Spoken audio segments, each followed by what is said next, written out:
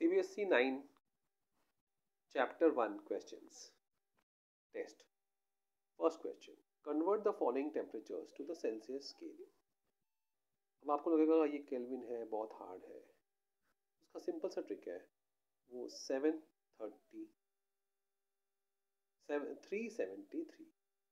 373 melting point होता है पानी का. केल्विन नाम के साइंटिस्ट ने ये डिस्कवर किया था. तो उन्होंने कहा था उनके स्केल में. फिर सेल्सियस नाम के एक आदमी आए, वो बोले सेल्सियस में 0 डिग्री को मान लिया. तो बोले कि मेल्टिंग पॉइंट को 0 मानेंगे. तो इसी तरह से तो आपको याद रखना है 373. तो केल्विन आपने 293 लिखा है, उसमें से आप 373 अगर आप केल्विन से सेल्सियस कर रहे हैं तो माइनस कर देंगे. तो इसमें से 373 माइनस करना है. तो 29 यहाँ पहुँचा हुआ है तो 80 हो जाएगा, 80 डिग्री सेल्सियस. 470 डिग्री केल्विन, उसमें से भी आप 373 माइनस करेंगे. ओके, तो ये आज को आ जाएगा 97. और यहाँ पर पहले वाले में -80 आएगा, राइट. -80 रहेगा ना. तो बी वाले में 470 माइनस 37 वो हो जाएगा 97 डिग्री सेल्सियस. नेक्स्ट क्वेश्चन है डिफाइन मेल्टिंग पॉइंट. तो melting point is the minimum, book में लिखा है मिनिमम टेम्परेचर, यार मैक्सिमम नहीं, minimum temperature at which solid converts into liquid. इतना ही लिखना है. ये फ्रेज लिखोगे तो हो जाएगा. फिर क्वेश्चन नंबर 3, उसमें वापस वो डिग्री सेल्सियस का केल्विन है. तो आपको इसमें से जो भी डिग्री सेल्सियस है उसमें 373 ऐड कर देना है. तो पहले में आप ऐड करेंगे तो 398 आ जाएगा, 398 केल्विन. और दूसरे वाले में 373 है तो उसमें और 373 ऐड कर देंगे, राइट. तो ये 746 हो जाएगा. Next, name the 4 factors which can affect rate of evaporation. तो इसमें एक होता है टेम्परेचर, एक होता है सरफेस एरिया और एक होता है विंड का स्पीड. तो टेम्परेचर अगर इंक्रीज होगा तो इवेपोरेशन फास्ट होगा. सरफेस एरिया ज़्यादा होगा तो इवेपोरेशन फास्ट होगा. विंड स्पीड ज़्यादा होगी तो वो भाप को उड़ा के जल्दी से ले जाएगी, वो फिर फास्ट होगा इवेपोरेशन. एक है जिससे इवेपोरेशन कम होगा, वो है ह्यूमिडिटी. मतलब समुद्र के किनारे मुंबई में रहते हो कि चेन्नई में, तो वहाँ पानी ज़्यादा होती है हवा में. तो जब हवा में पानी है तो ये जो पानी हम गर्म कर रहे हैं, बॉईल कर रहे हैं, वो ऊपर पानी उसको रोकेगा, राइट. तो ह्यूमिडिटी एक फैक्टर है जिसमें स्पीड कम होती है. The more the humidity the lesser the rate of evaporation. तो लिखने का तरीका क्या है? पहला लिखोगे आप increases with increase in temperature.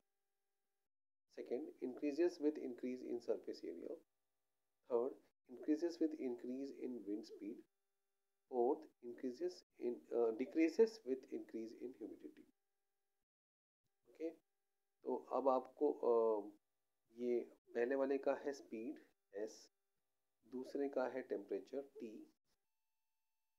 और तीसरा है सरफेस एरिया. ओके, तो मैंने इसको वॉट बनाया हुआ, WAT, वॉट. और उसमें H डाल देंगे ह्यूमिडिटी वाला, तो WHAT. तो 4 फैक्टर्स क्या है? वॉट है. सिर्फ ह्यूमिडिटी को आपको याद रखना है कि वो अलग से कम होगा, बाकी सब ज़्यादा होगा. Next, give reasons naphthalene ball disappear with time without living in solid. तो आपको लिखना है it undergoes the process of sublimation, जिसमें वो सॉलिड से डायरेक्टली गैस बन जाता है. Next, we get the smell of perfume sitting several metres away. तो ये लिखना है कि the particles in the gaseous state have a lot of kinetic energy due to which they can spread out to large distances in short time. Next, arrange the following in the order of attraction between particles. कि चिपचिपा कौन है और दूर दूर कौन है। तो आपको पता है कि शक्कर सॉलिड है वो चिपक के रहेगा, वाटर लिक्विड है वो सेकेंड रहेगा, और ऑक्सीजन अब इंक्रीज होते जा रहा है तो आपको लिखना है oxygen, water, sugar, gas, liquid, solid. ठीक है। अच्छा, physical state of water. Physical state of water क्या है? 25 डिग्री सेल्सियस पे, हम लोग को डिग्री सेल्सियस याद है कि 0 से 100 डिग्री सेल्सियस, तो 25 डिग्री पे वो पानी रहेगा, लिक्विड। 0 डिग्री पे क्या रहेगा?